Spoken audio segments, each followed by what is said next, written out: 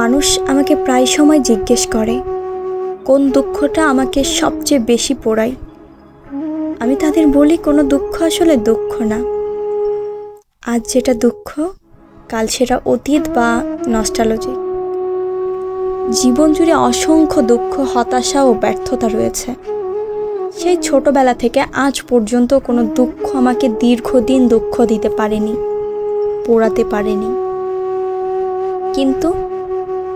কিন্তু ইদানিং একটা দুঃখ আমাকে পোড়ায়, ভীষণ ভীষণ রকমভাবে পোড়ায়।